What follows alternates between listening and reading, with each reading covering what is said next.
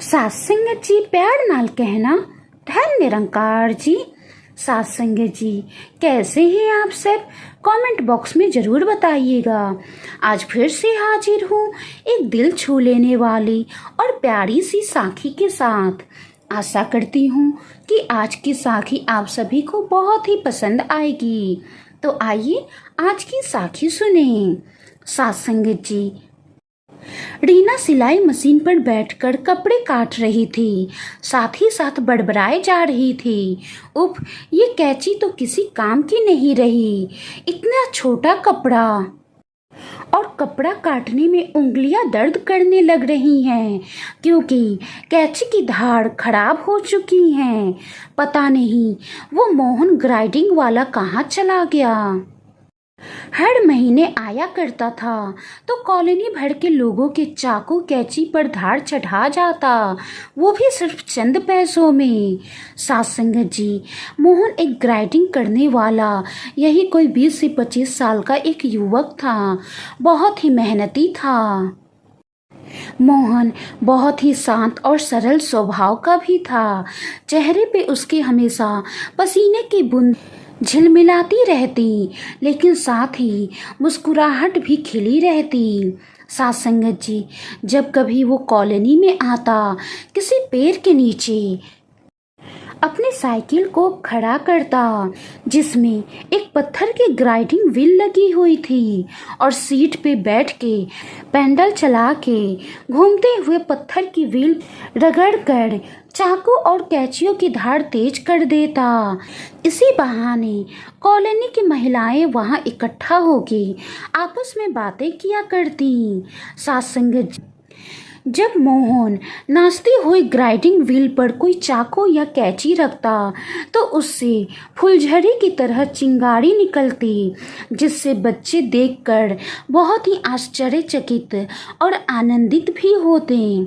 फिर वो बड़े ध्यान से उलट पुलट कर चाकू को देखता और संतुष्ट होकर कहता, लो मैम साहब, इतनी अच्छी धार रखी है कि बिल्कुल नए जैसा हो गया है।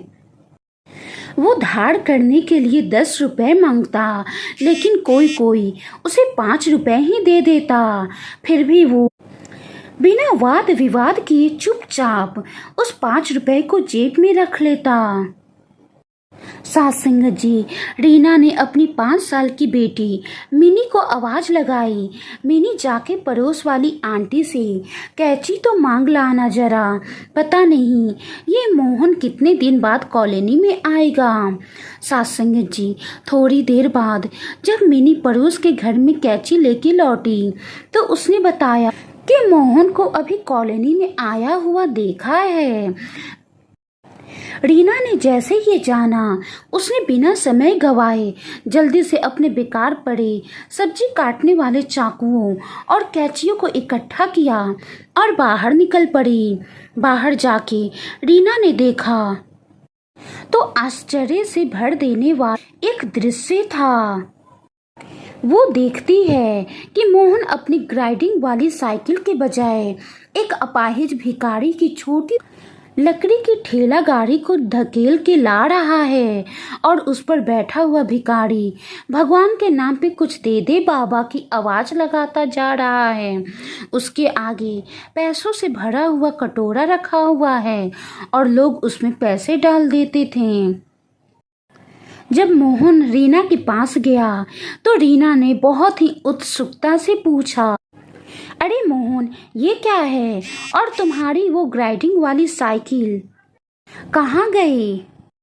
तब मोहन ने रीना के पास आकर फुसफुसाते हुए स्वर में कहा, मेम साहब, सारे दिन चाकू कैंची तेज करके मुझे मुश्किल से 100 रुपए मिलते थे, जबकि ये भिखारी अपना ठेला खींचने का ही मुझे 150 दे देता है।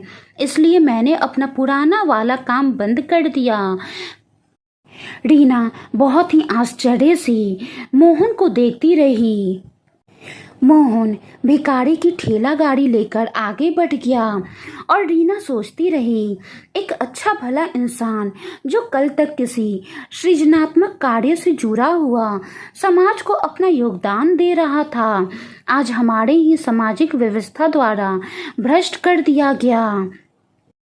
सत्संगत जी, ये एक चेतावनी भरी सीख है कि हम अन्यानास एक भिखारी को तो उसकी आवश्यकता से अधिक पैसे दे डालते हैं, लेकिन एक मेहनतकश इंसान को उसके श्रम का उचित मूल्य देने में भी संकोच करने लगते हैं, जिससे समाज में उसके श्रम की उपयोगिता बनी रहे और उसकी खुददारी और हमारी मानवता दोनों शर्मिंदा होने से बचे। हम जरूरतमंदों से सामान खरीदते हैं तो उनसे मोल भाव करते हैं, उसका सही मूल्य देने में संकोच करते हैं, आनाकानी करते हैं। हम ये नहीं सोचते कि वो भी तो मेहनत कर रहा है, तो उसकी मेहनत का सही मूल्य तो मिलना ही चाहिए। सत्संगत जी, वाणी में कोई त्रुटि हो तो बख्श लेना जी। सत्संगत जी, साकी को लाइक करें, शेयर करें, प्यार से कहना धन निरंकार जी।